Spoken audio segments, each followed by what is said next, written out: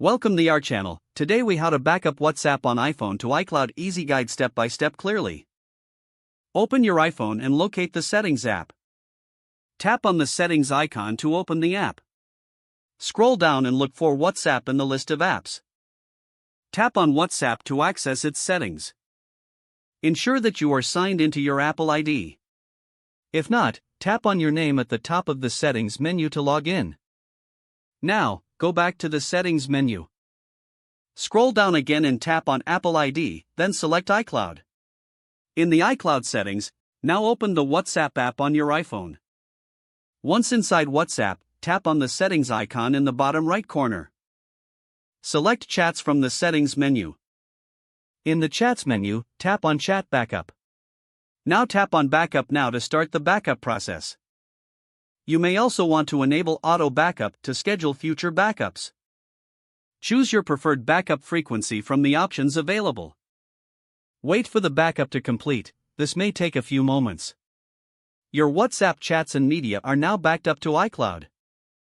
Confirm that the backup was successful by checking the last backup date shown in the Chat Backup section.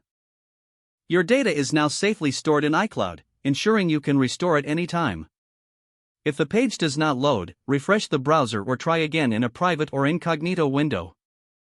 Make sure you are using the correct email address, then retype it carefully to avoid small typos. If your password is not accepted, use the reset option and create a new strong password you can remember. Check your spam folder for verification or security emails, then complete any requested confirmation steps. Enable two-factor authentication if available to improve account security and reduce unauthorized access risk.